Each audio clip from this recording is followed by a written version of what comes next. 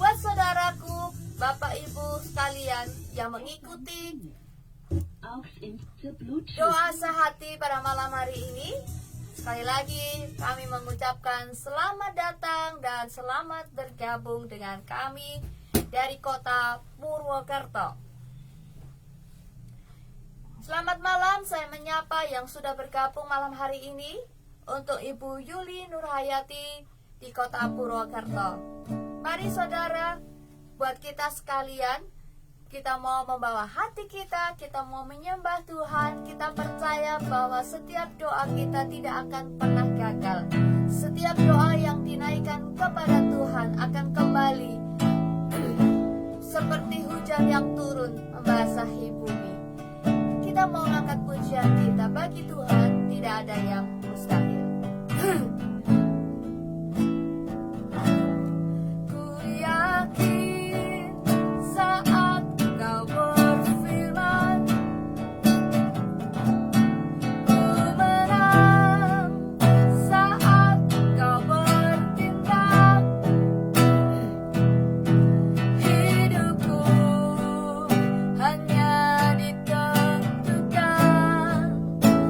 Oleh berkat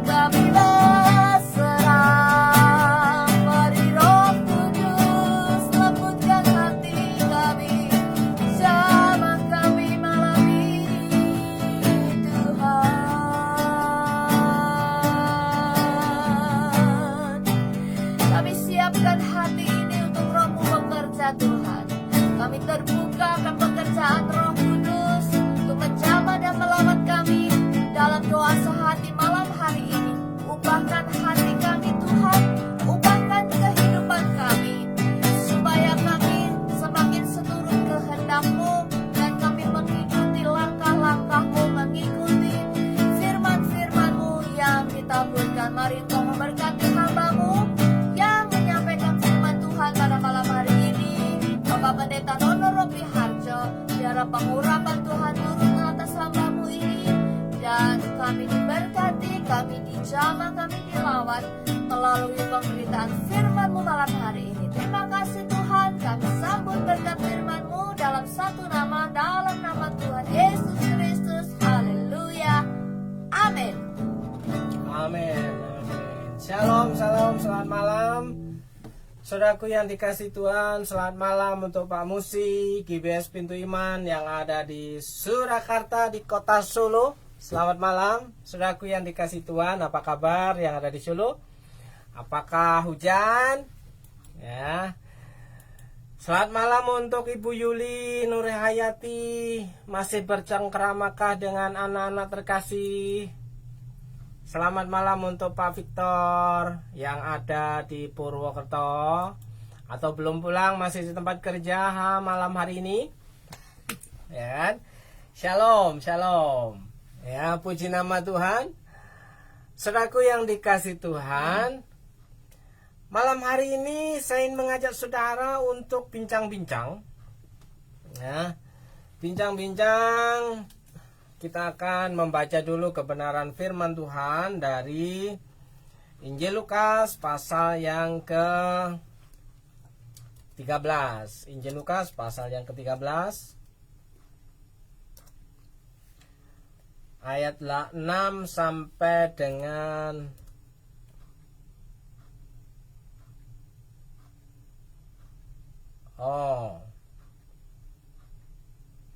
ayat 1 sampai dengan ayat yang ke-9, ya. Kita akan sama-sama membaca, merenungkan firman Tuhan ini, ya, dari Injil Lukas pasal yang ke-13, ayat yang pertama sampai dengan ayat yang ke-9. Saudaraku yang dikasih Tuhan, kiranya perenungan kita pada malam hari ini membuat satu perenungan yang penuh makna, bahwa hidup kita adalah karena kemurahan Tuhan semata. Oke? Lukas pasal yang ke-13 ayat yang pertama. Ya. Pada waktu itu datanglah kepada Yesus beberapa orang membawa kabar tentang orang-orang Galilea yang darahnya dicampurkan Pilatus dengan darah korban yang mereka persembahkan. Coba dibacakan. Ayat kedua, Yesus menjawab mereka, "Sangkamu orang-orang Galilea ini lebih besar dosanya daripada dosa semua orang Galilea yang lain karena mereka mengalami nasib itu?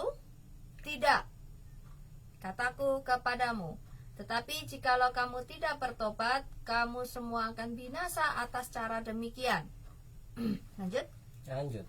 Atau sangkamu ke-18 orang yang mati ditimpa menara dekat Siloam lebih besar kesalahannya daripada kesalahan semua orang lain yang diam di Yerusalem?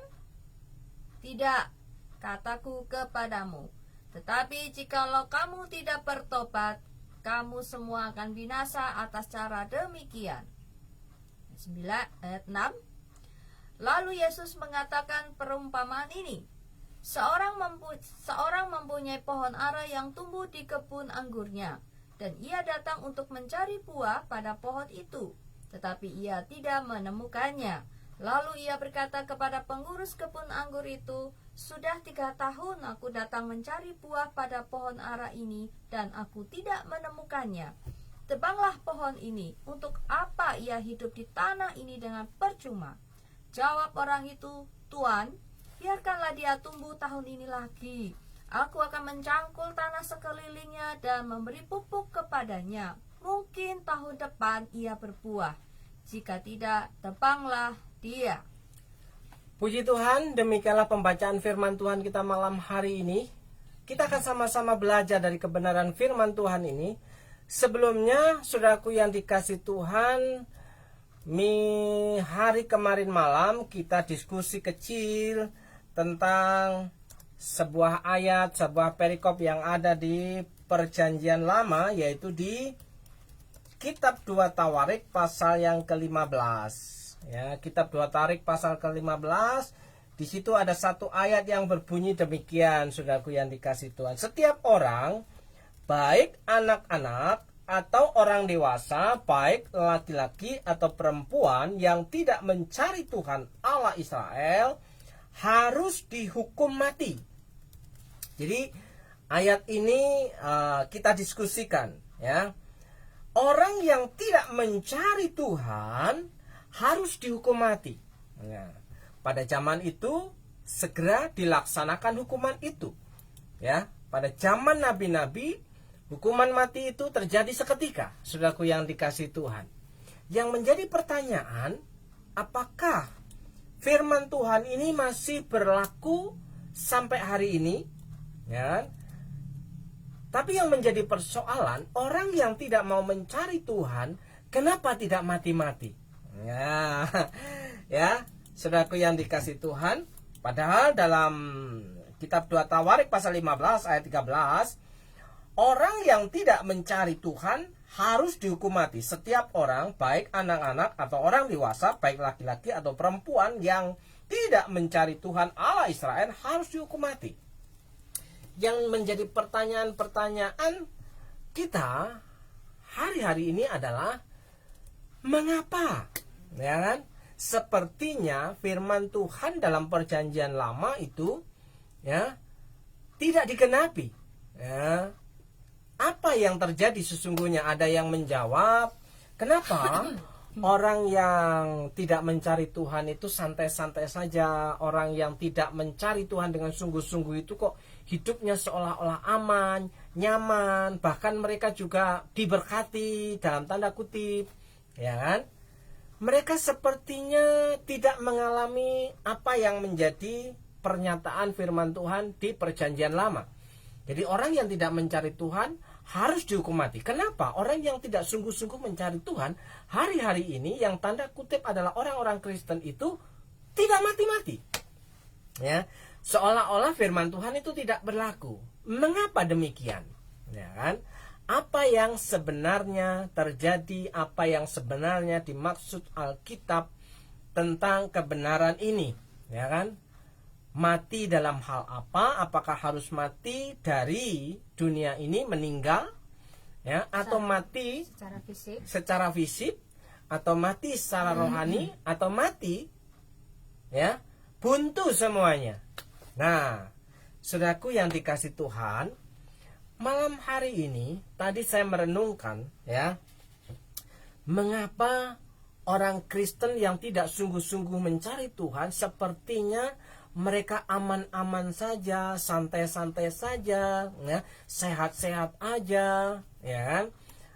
Dengan tanda kutip aman-aman saja, saudaraku yang dikasih Tuhan. Dan ada bahkan orang yang mengatakan, kenapa justru ketika saya mendekat mencari Tuhan, justru ada banyak masalah, ya kan? Sebenarnya Bapak Ibu dan saudaraku yang dikasih Tuhan, orang yang tidak mencari Tuhan sebenarnya orang-orang yang bermasalah, tapi tidak sadar bahwa hidupnya bermasalah. Tapi ketika orang itu sedang mencari Tuhan, masalah itu benar-benar terlihat secara nyata bahwa hidup yang kemarin itu adalah hidup yang bermasalah. Jadi seolah-olah ketika datang mencari Tuhan dengan sungguh-sungguh, justru masalah datang bertubi-tubi. Nah, sebenarnya ketika kita datang kepada Tuhan, Tuhan ingin menunjukkan bahwa hidup kita sebelumnya itu bermasalah, ya, saudaraku yang dikasih Tuhan. Dan hari ini, saudaraku yang dikasih Tuhan, saya ingin, ya, mengemukakan pencarian dari kemarin malam, ya, dari satu hari tadi, mengapa, ya, orang-orang yang tidak sungguh-sungguh mencari Tuhan tidak mengalami kematian secara fisik, meninggal dunia, seperti vonis pada 2 Tawarik pasal yang ke-15 ayat 13. Setiap orang, baik anak-anak atau orang dewasa, baik laki-laki atau perempuan yang tidak mencari Tuhan Allah Israel harus dihukum mati. Harusnya dihukum mati. Tapi kenapa tidak mati? Tapi kenapa tidak diberikan hukuman? Kenapa tidak diberikan hukuman? Ya. Apakah hukuman itu dalam bentuk pencabutan nyawa? Ya, dipanggil pulang, meninggal, mati? Atau ada dalam bentuk hukuman yang lain? Ya kan? Nah, saudaraku yang dikasih Tuhan, tadi saya membaca satu hal bahwa dalam Lukas pasal yang ke-13 itu diceritakan, dinarasikan bahwa ketika Tuhan Yesus itu menjumpai buah pohon, menjumpai pohon ara yang tidak berbuah, di situ Yesus memberikan satu perintah untuk apa pohon ini hidup dengan percuma. Untuk apa pohon ara ini hidup dengan percuma? Ketika Yesus mendatangi pohon itu tidak ada buahnya. Jadi sebenarnya ada senada dengan kitab Perjanjian Lama bahwa orang yang tidak mencari Tuhan itu harus dihukum mati. Di sini Yesus mempertanyakan lagi, untuk apa pohon ini hidup dengan percuma di tanah ini, Artinya sebenarnya hidup dengan percuma itu adalah hidup yang tidak punya makna, hidup yang tidak punya tujuan, hidup yang tidak mempunyai fungsi dan manfaat. Kenapa? Dikatakan di situ adalah untuk apa ia hidup di tanah ini dengan percuma, sia-sia saja dia hidup. Jadi ketika saya membaca lagi bahwa orang-orang yang tidak mau mencari Tuhan, orang yang mengabaikan Tuhan, itu dikatakan harus dihukum mati. Sementara dalam Perjanjian Baru dikatakan, Yesus ngomong bahwa untuk apa ia hidup di tanah ini dengan percuma. Artinya hidup orang yang tidak mencari Tuhan itu adalah hidup yang percuma, hidup yang sia-sia, hidup yang tiada manfaatnya, hidup yang tiada gunanya, hidup yang tidak berbuah. Hidup yang tidak berbuah. Nah, di situ Yesus memberikan perintah, sudah 3 tahun aku datang mencari buah pada pohon ara ini dan aku tidak menemukannya. 3 tahun. 3 tahun itu kasih karunia. 3 tahun itu kasih karunia, saudaraku yang dikasih Tuhan. Nah, seperti hanya orang Kristen yang tidak sungguh-sungguh mau mencari Tuhan dengan hidupnya, dengan setia, dengan sebulat hati, dengan sekuat tenaga untuk menyenangkan hati Tuhan, untuk mencari kehendak Tuhan. Di situ dikatakan bahwa hidup mereka adalah hidup dengan percuma. Hidup dengan percuma itu sia-sia. Hidup yang sia-sia. Apakah kita mau memiliki kehidupan yang sia-sia, saudaraku yang dikasih Tuhan?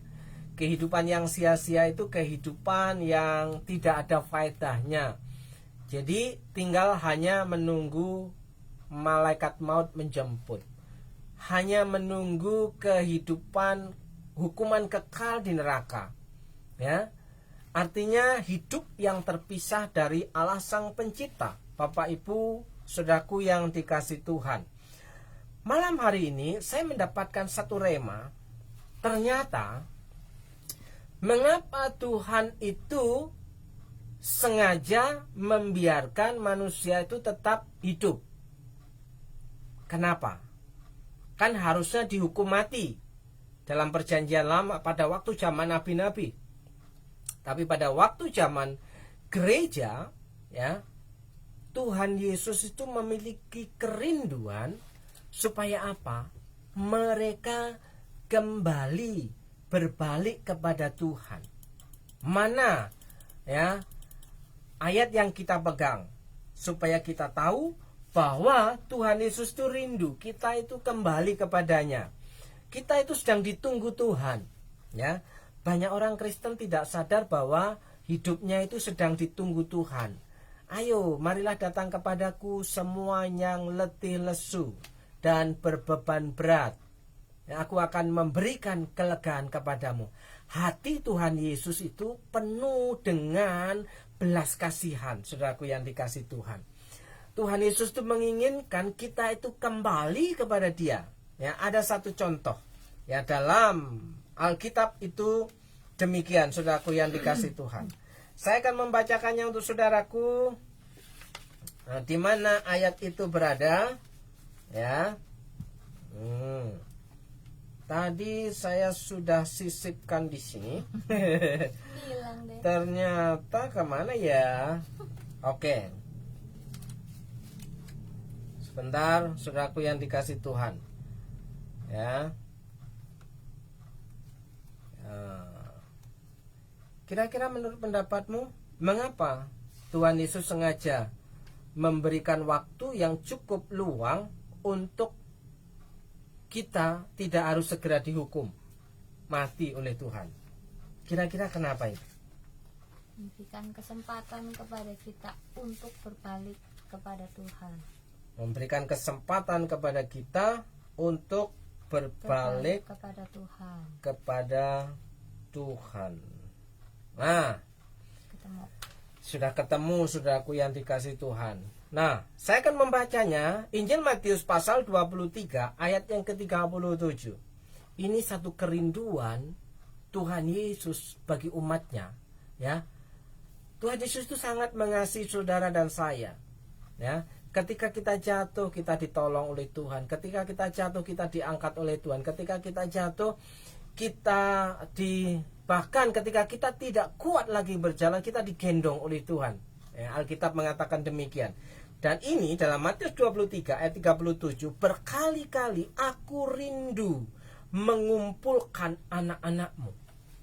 Berkali-kali aku rindu mengumpulkan anak-anak. Ini kerinduan Tuhan terhadap saudara dan saya. Mengapa kita masih diberi kesempatan, ya, tidak langsung mengalami kematian fisik? Karena Tuhan itu rindu supaya kita itu sadar dan bertobat. Ya. Berkali-kali aku rindu mengumpulkan anak-anakmu sama seperti induk ayam mengumpulkan anak-anaknya di bawah sayapnya. Tapi sayang, tetapi kamu tidak mau. Ya. Tetapi kamu tidak mau. Ternyata ada banyak orang itu yang tidak bisa membalas cintanya Tuhan. Artinya apa di situ? Tetapi kamu tidak mau. Cinta Tuhan itu bertepuk sebelah tangan. Saudaraku yang dikasih Tuhan. Coba bayangkan ketika cinta kita bertepuk sebelah tangan, apa yang kita rasa? Apa yang kamu rasa ketika engkau sudah mengatakan, aku berkali-kali rindu supaya engkau datang kepadaku, tapi ternyata aku menolakmu. Kecewa berat ya. Kecewa berat ya. Iya. Ya, sesek ya. Gelo. Ya kan. Ternyata ada rasa sesak di dada. Ternyata pengorbanan ini, perhatian ini, Ya. sia-sia. Sia-sia, begitu ya. Iya. Ya kan? Itu saking apa? Sangat cintanya Tuhan kepada umat manusia, sehingga tidak satupun binasa. Tuhan berharap, punya kerinduan semua orang itu menikmati keselamatan di dalam Dia, ya kan? Sehingga di situ berkali-kali aku rindu mengumpulkan anak-anakmu sama seperti induk ayam mengumpulkan anak-anaknya di bawah sayapnya. Kalau ada di bawah sayap, anak-anak ayam itu merasa aman karena dilindungi. Misalnya kalau ada burung raja wali, burung gagak, atau hewan lain yang mau menerkam anak-anak, dilindungi oleh kepak sayap induknya, tercover dengan baik. Nah, di situ Tuhan ingin mau kehidupan saudara dan saya itu aman, ya, nyaman, ya, aman, nyaman dan terkendali. Tapi ada, ya, tawaran yang menarik itu ditolak, tawaran yang menarik itu diabaikan. Jadi ada banyak orang Kristen tuh sedang mengabaikan penawaran yang diberikan oleh Tuhan dalam kehidupannya. Tuhan mau hidup kita itu aman, Tuhan mau hidup kita itu selamat, Tuhan mau hidup kita itu sehat, Tuhan mau hidup kita itu diberkati, Tuhan mau hidup kita bahagia. hidup kita bahagia, ternyata kebanyakan kita tidak bisa merespon dengan baik. Kenapa? Karena apa yang Tuhan mau belum tentu apa yang kita mau. Apa yang kita mau tidak selaras dengan apa yang Tuhan mau. Sehingga ada banyak orang menolak. Apa bukti orang Kristen itu menolak kebaikan Tuhan? Yaitu banyak orang Kristen yang tidak mau mencari Tuhan dengan sungguh-sungguh. Ya, tidak mau datang kepada Tuhan dengan sungguh-sungguh. Hanya waktu-waktu yang sisa saja yang diberikan untuk Tuhan.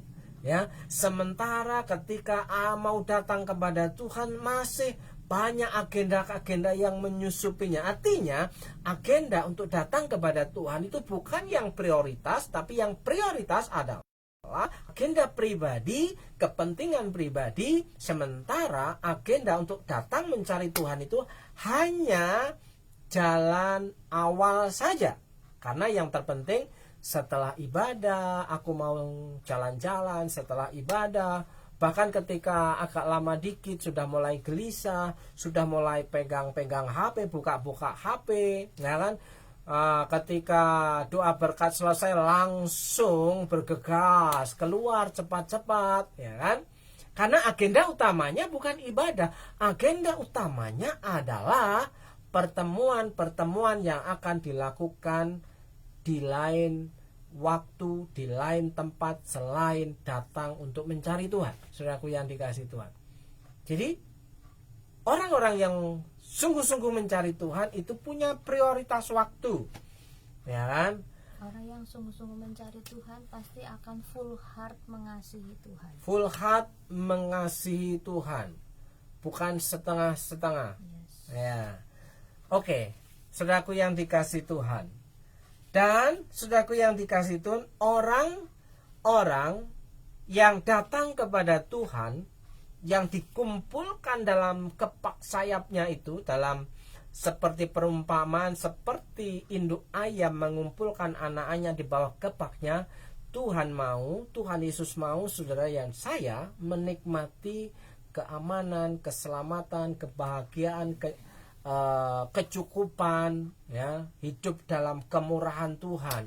Di situ Tuhan sudah sediakan semuanya, tapi banyak orang yang tidak sadar, tidak paham bahwa ia adalah orang yang dikasihi Tuhan. Ya kan? Banyak orang yang egois, banyak orang yang mementingkan diri sendiri, ya kan? Nah, ada bagian lain lagi, saudaraku yang dikasihi Tuhan, ya. Di sini saya mendapatkan di ayat yang lain, ya. Mengapa orang-orang yang tidak mencari Tuhan sungguh-sungguh itu tidak dihukum mati secara langsung? Ya. Saya membaca dalam Roma pasal yang kedua ayat yang keempat. Tidakkah engkau tahu bahwa maksud kemurahan Allah ialah menuntun engkau kepada pertobatan? Sekali lagi, Roma 2 ayat 4, tidakkah engkau tahu bahwa maksud kemurahan Allah ialah menuntun engkau kepada pertobatan? Artinya saudaraku, orang yang tidak sungguh-sungguh mencari Tuhan adalah orang yang belum bertobat. Ya, Kristen, betul, KTP-nya Kristen. Betul. Tapi Kristen yang tanpa pertobatan, Kristen yang tanpa pertobatan, ia tidak sungguh-sungguh dalam mencari Tuhan. Kristen yang hanya sebuah casing saja, tapi dalamnya masih manusia lama. Casing, cover, ya kan, kufur, kafir. Nah, itu kalau larinya ke sana, saudaraku yang dikasih Tuhan, ya. Jadi masih tertutup. Ya. Kristen tanpa pertobatan. Kristen yang tidak mengalami perubahan hidup dalam kesungguhannya dalam mencari Tuhan. Jadi, saudaraku yang dikasih Tuhan, diskusi malam yang kemarin saya sampaikan jawabannya pada malam hari ini. Mengapa orang yang tidak mencari Tuhan itu tidak mengalami langsung hukuman kematian itu.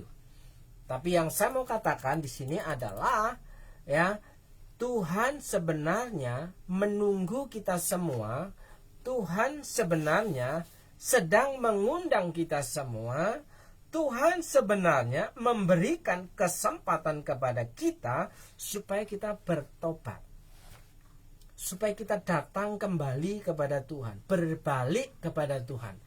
Jadi saudaraku yang dikasih Tuhan, kalau ada pendeta yang di luar sana saudara dengar bahwa pertobatan itu hanya berbalik arah saja, maksudnya berbalik arah saja itu apa? Ya kan? Bertobat itu ya berubah hidupnya. Yang tadinya tidak mencari Tuhan dengan sungguh-sungguh. Yang tadinya berbuat jahat, dia bertobat dari kejahatannya, ya. Dan kemudian tumbuh hal-hal baik dalam kehidupannya, ya. Saudaraku yang dikasih Tuhan, tidakkah engkau tahu bahwa maksud kemurahan Allah ialah menuntun engkau kepada pertobatan. Saudaraku yang dikasih Tuhan. Ayat selanjutnya. Terus? Tetapi oleh kekerasan hatimu yang tidak mau bertobat, engkau menimbun murka atas dirimu sendiri pada hari waktu mana murka dan hukuman Allah yang adil akan dinyatakan. Ya, saudaraku yang dikasih Tuhan, kalau kita hari ini masih hidup, kalau kita hari ini masih bisa menghirup napas, artinya ada tanda-tanda kehidupan kita hari ini, sementara kejahatan-kejahatan kita, dosa-dosa kita tidak segera dilakukan penghukuman, ya, seperti dalam perjanjian lama orang yang tidak mencari Tuhan harus dihukum mati. Sementara dalam perjanjian baru orang punya dalil bahwa kan sudah ditebus oleh Tuhan Yesus, ya kan? Kan sudah ada yang menebusnya. Jadi kita santai-santai saja, gitu kan? Jadi kita santai-santai saja, ya. Sebenarnya tindakan santai-santai saja dalam mencari Tuhan itu ogah-ogahan, saudaraku, ya. Ogah-ogahan itu ya kalau mood, kalau seneng, kalau lagi bombong ya datang ibadah, kalau lagi enggak pengen ngeluyur ya ngeluyur saja, ya. Seperti itu sebenarnya. Ada banyak orang punya anggapan, saya percaya kepada Tuhan Yesus, saya pasti selamatkan, tapi tidak mau mencari Tuhan dengan sungguh-sungguh. Benarkah kita itu percaya kepada Tuhan? Kira-kira? Ya. Saya mengasihimu, ya kan?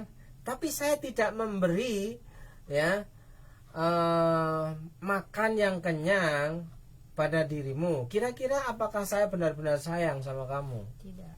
Ya, enggak. Artinya sayang pada istri saya itu hanya sebatas ucapan di bibir. Sayang itu harus dibuktikan. Sayang itu harus ada buktinya. Buktinya apa? Ya, ada tindakan-tindakan nyata sebagai bentuk rasa kasih sayang kita kepada pasangan kita. Ya, kalau istri kita supaya sehat, ya, kita kasih makan dengan cukup, ya, bahkan dengan bergizi, ya kan? Diajak dolan, nah, maunya. Oke, saudaraku yang dikasih Tuhan. Jadi poin kita malam hari ini, buah pertobatan itu dimulai dari diri sendiri, bukan dimulai dari orang lain. Ada banyak orang Kristen sekarang ini hanya berprofesi sebagai seorang komentator. Apa itu komentator? Ya, biasanya komentator itu dibutuhkan ketika ada pertandingan sepak bola, ya. Pertandingan apapun lah. Pertandingan bulu tangkis, pertandingan motocross, itu apa itu namanya? Sirkuit. Yang ada di sirkuit, ya kan? Pokoknya pertandingan itu membutuhkan komentator. Tapi komentator itu, ya, coba saudara perhatikan komentator bola. Wah, betapa hebatnya dia mengomentari. Ya, digiring. Wah, menyesal sekali saudara, ternyata tidak bisa memasukkan bola ke gawang. Akhirnya meleset. Itu komentator, saudaraku yang dikasih Tuhan. Nah, komentator kehadirannya memang dibutuhkan dalam acara diskusi atau pentas pertandingan olahraga. Tetapi acap kali menjengkelkan juga sebab para komentator umumnya hanya pandai berkata-kata saja.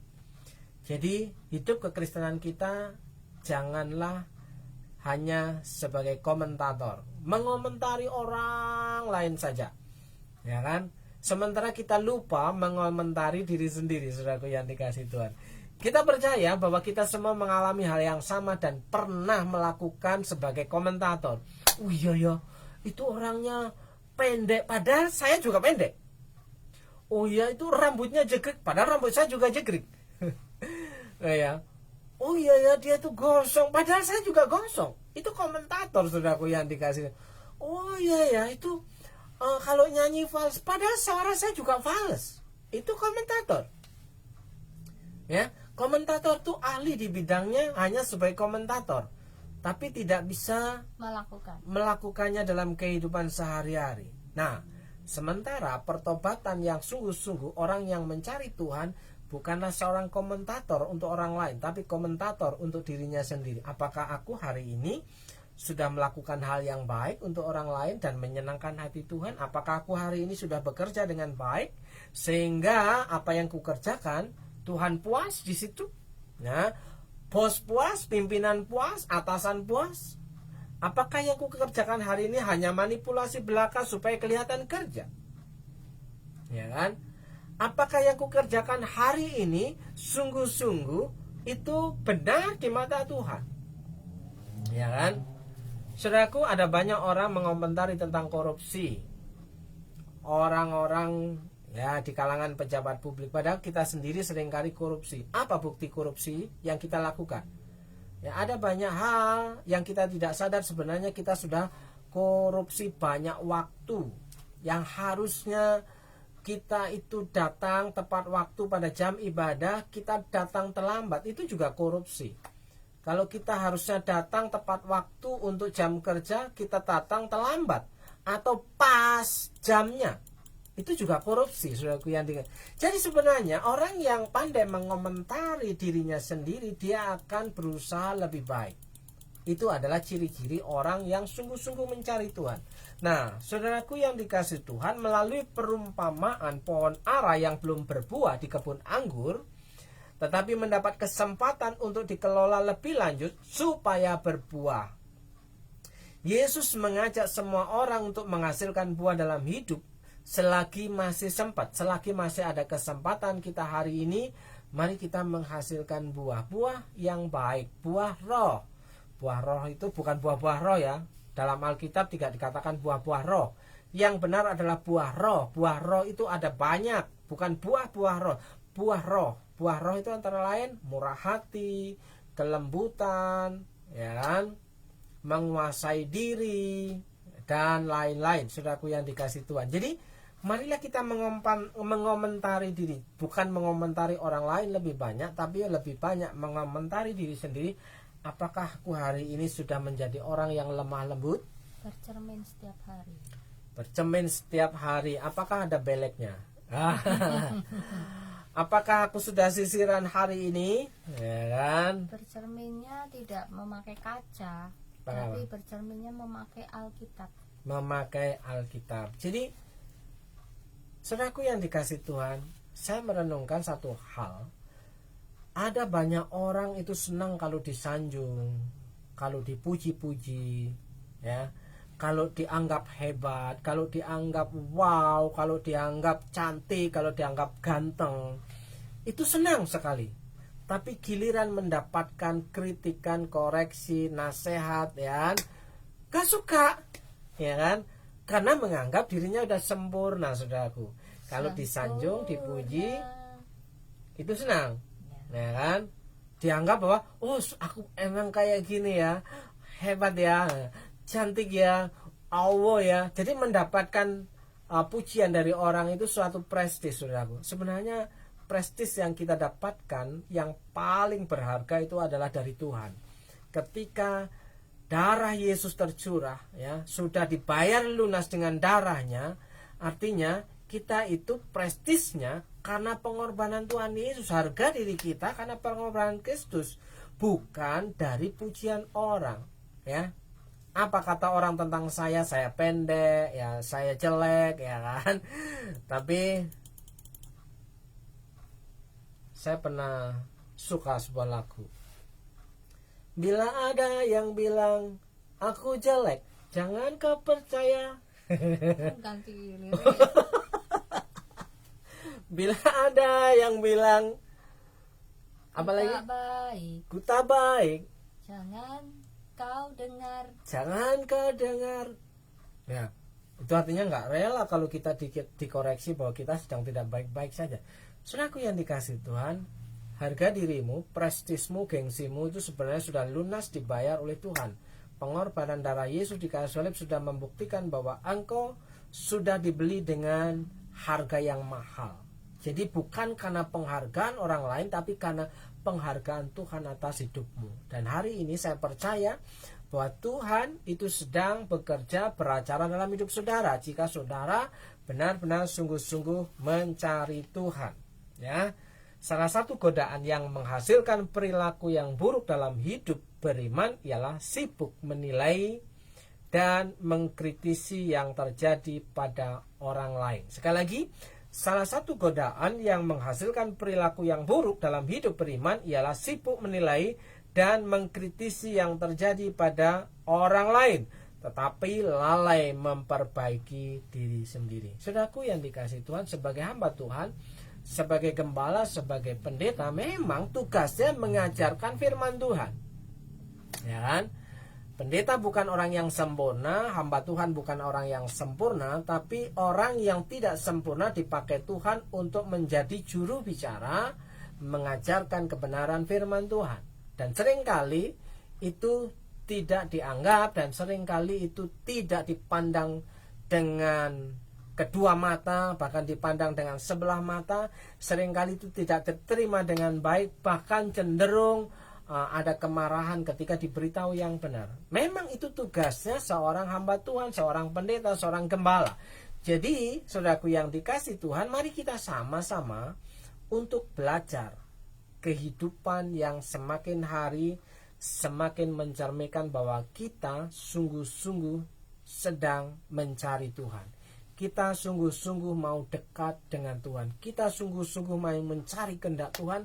Kita sungguh-sungguh mau menyenangkan hati Tuhan. Sekali lagi, salah satu godaan yang menghasilkan perilaku yang buruk dalam hidup beriman ialah sibuk menilai dan mengkritisi yang terjadi pada orang lain, tetapi lalai untuk memperbaiki diri sendiri. Bukan berarti kita mengabaikan kehadiran orang lain, tetapi harus selalu ada keseimbangan dalam mencermati hidup.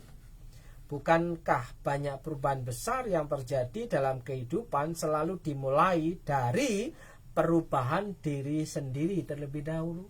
Perubahan dimulai dari diri sendiri. Perubahan bukan dimulai dari orang lain. Jadi artinya apa? Tanggung jawab itu berhenti sampai di sini, bukan sampai di sana. Ya.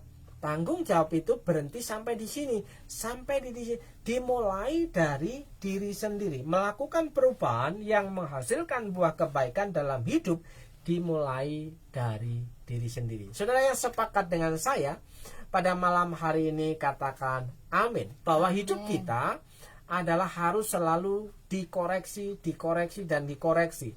Jadi jangan mempertahankan diri bahwa kita itu adalah orang yang selalu hebat, orang yang selalu benar, orang yang selalu baik. Siapkan gelas kosong dalam hatimu supaya bisa diisi dengan anggur yang baru. Ya. Selama gelas itu kosong bisa diisi dengan air yang baru, tapi selama gelas itu masih penuh, artinya tidak akan bisa menerima hal-hal yang baru untuk masuk dalam kehidupan kita, saudaraku yang dikasih Tuhan.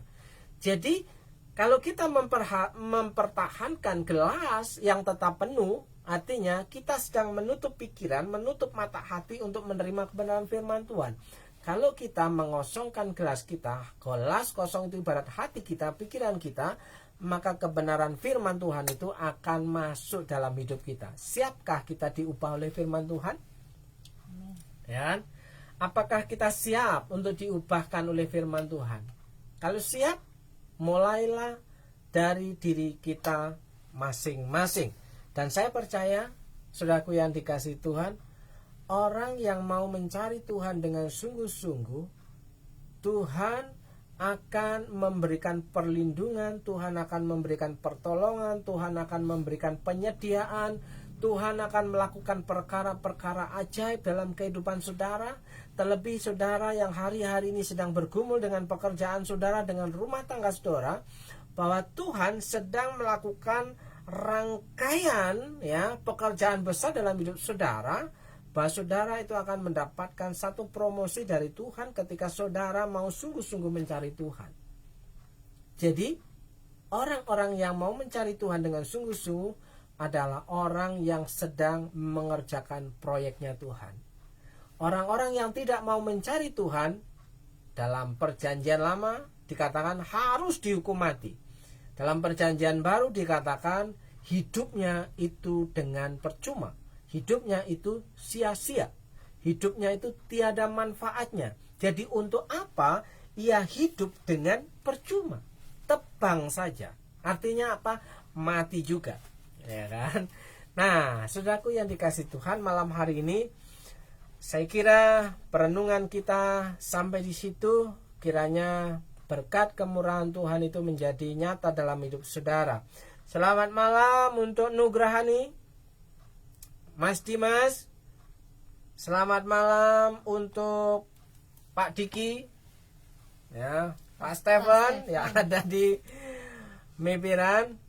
Baik-baik saja. Malam hari ini saya mau berdoa untuk Bapak, Ibu, dan Saudara yang sudah meluangkan waktu, menyediakan waktu, ya, untuk bersama-sama mencari kebenaran yang Tuhan mau dalam kehidupan kita. Ya, berdoa untuk Pak Stephen yang ada di Mipiran beserta keluarga, Bu Titi, ya, Diki, Nathan, juga Olin. Dalam berkat kemurahan Tuhan, kiranya Tuhan selalu menolong, menopang kehidupan Pak Stephen yang ada di Mipiran bersama dengan keluarga. Tuhan memberkati rumah tangga, Tuhan memberkati anak-anak, Tuhan memberkati pekerjaan-pekerjaan, usaha, warung, toko. Dalam berkat nama Yesus, Tuhan pulihkan kesehatan semuanya, Tuhan lindungi dari mara bahaya, dan Tuhan tunjukkan hal yang benar dalam kehidupan sehari-hari. Dalam berkat nama Yesus, kiranya berkat kemurahan Tuhan itu masih ada dan kesempatan itu dapat dimanfaatkan dengan baik. Terima kasih Tuhan Yesus untuk berkat-Mu atas keluarga Pak Stephen. Berdoa juga untuk Nugrah Hani Puspitasari dan Mas Dimas yang ada di Purwokerto dengan keluarga, anak-anak, Salom, Silo. Kiranya berkat kemurahan Tuhan itu masih tersedia untuk keluarga Dimas dan Nugrah. Berkati keluarga Dimas dan Nugrah, berkati anak-anak, berkati pekerjaan-pekerjaan yang dilakukan, dirancangkan, digarap, direncanakan. Dalam berkat nama Yesus, Tuhan nyatakan kemurahan-Mu, pertolongan-Mu, dan mukjizat-Mu terjadi atas rumah tangga Dimas dan Nugrah. Dalam berkat nama Tuhan Yesus Kristus. Berdoa juga untuk Pak Musi yang ada di Solo bersama dengan keluarga, istri, dan anak-anak. Juga untuk pelayanan, juga untuk pekerjaan-pekerjaan. Tuhan memberkati Pak Musi dan keluarga dan pelayanan dan jemaat Tuhan. Tuhan memberkati usaha pekerjaan Pak Musi. Kiranya berkat pertolongan Tuhan itu tepat pada waktunya. Dalam berkat nama Yesus, berkat yang tidak langsung itu diperintahkan mendatangi keluarga Pak Musi. Pertolongan Tuhan yang tidak disangka-sangka itu terjadi. Dalam berkat nama Tuhan Yesus Kristus. Berdoa juga untuk kesembuhan ibu mertua dan juga untuk kesehatan pemulihan Mama, Pak Musi, dalam pertolongan Tuhan, dalam kuasa nama Tuhan Yesus. Kiranya Tuhan jamah Ibu dan Mama. Tuhan tolong beri kesembuhan, beri pertolongan, beri kesehatan dan pemulihan dalam berkat nama Tuhan Yesus. Terima kasih Tuhan. Berdoa juga untuk Ibu Yuli Nurhayati. Kiranya berkat kemurahan Tuhan terjadi, kenikmatan, kebahagiaan, sukacita, kesehatan dialami dalam berkat nama Yesus. Tuhan memberkati Ibu Yuli juga beserta dengan anak-anak, Laras dan suaminya, juga David. Kiranya Tuhan tolong dalam kehidupannya, berkati pekerjaan-pekerjaannya. Dalam berkat nama Yesus, berkat kemurahan Tuhan itu dapat dinikmati dengan senyata-nyatanya. Dalam nama Yesus, berdoa juga untuk Pak Victor dan keluarga, Bu Elina, Charles, Owen, Noni. Kiranya Tuhan memberikan kekuatan dan kesehatan, penghiburan dan damai sejahtera. Berkat-berkat yang baru diperintahkan mendatangi keluarga Pak Victor.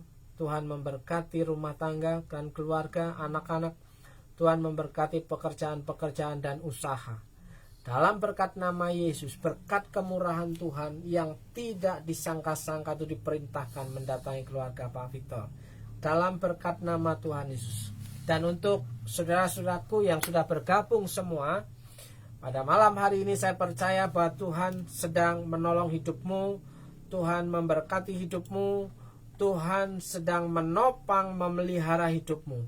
Dalam berkat nama Yesus, saudara yang percaya bahwa Tuhan Yesus itu Allah yang hebat, Allah yang baik. Dia adalah gembala yang baik yang memenuhi kebutuhan umatnya yang percaya kepadanya. Dalam berkat nama Tuhan Yesus, yang percaya katakan amin. Amin. Shalom, shalom. Shalom.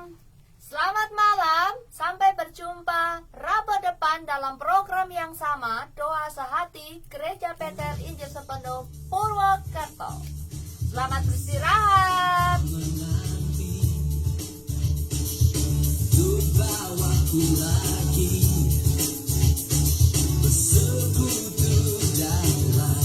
Selamat malam untuk Pak Stephen. Selamat malam untuk Mas Dimas. Selamat malam untuk Pak Musi. Selamat malam Bu Yuli, Pak Victor, Bu Adina. Selamat istirahat.